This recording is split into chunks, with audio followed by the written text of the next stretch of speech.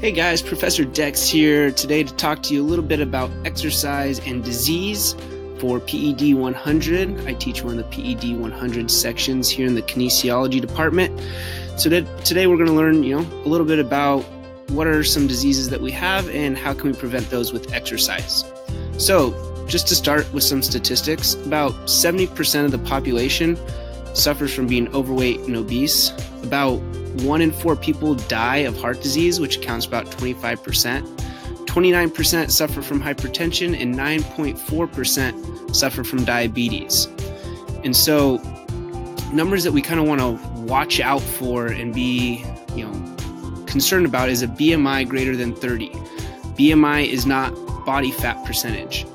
It's just our height and our weight, and then it pops out a number for us. We want to watch for our waist to hip ratio, making sure that's nothing above 0.9, and these slides are going to repeat. But going back to the waist to hip ratio, again, to find that, just put a tape measure around right above your hips, and then put a hand kind of right below your belly button, and then right below your hand you can put your tape measure, and that would find your waist to hip ratio. We want to make sure our blood pressure is below 140/90, and watch the blood sugar as well. So how can we improve these numbers? If we exercise, we become happy and we decrease our weight, improve our body fat percentage, increase our strength. We can decrease that blood pressure, staying out of the hypertensive area, improve our cardiovascular fitness, and decrease our stress. All good things. So if we're creating an aerobic exercise program, we could do what's called high intensity interval training, meaning we're probably going to work at a 1-to-1 ratio or so, meaning 1 minute on, 1 minute off for 10 rounds. And we want our heart rate to be about 85 to 95% of our heart rate max, which is just 220 minus your age, and this slide's going to repeat. And so we'd take, 220 minus our age, and so for 1 minute we want to be at 95%. The next minute we want to drop that down to 60%. Or we could do moderate continuous exercise, which would be for about an hour, and that would be at about 70 to 85% of our heart rate max. And so now let's walk you guys through an example of how this works. So for HIIT, Jamie, she's 22 years old. So what we're going to do is we're going to take 220 minus her age to find her heart rate max. So it's about 198 beats per minute. To find her high intensity interval, I'm going to take 0.95 times her highest heart rate. And then for her recovery, take that heart rate by 0.6.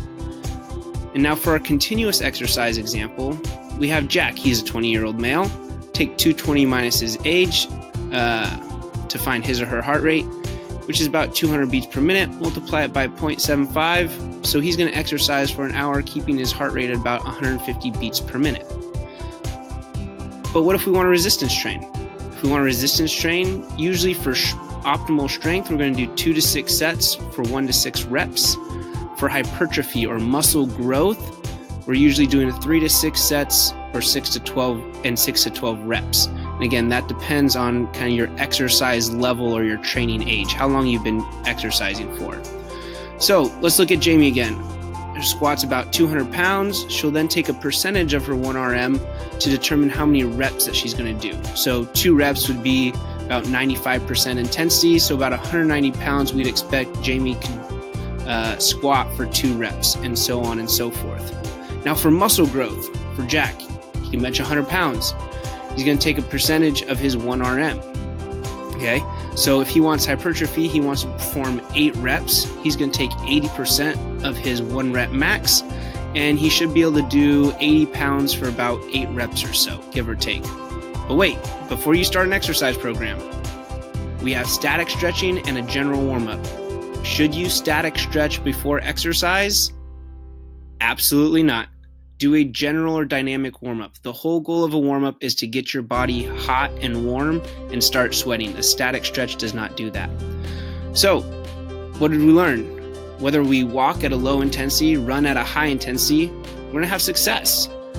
And so, depending on your training age, how long you've been exercising, is whether or not you're going to start out at a high intensity or a low intensity. And that's today's lecture, and just drop some knowledge on you guys. Created using Powtoon.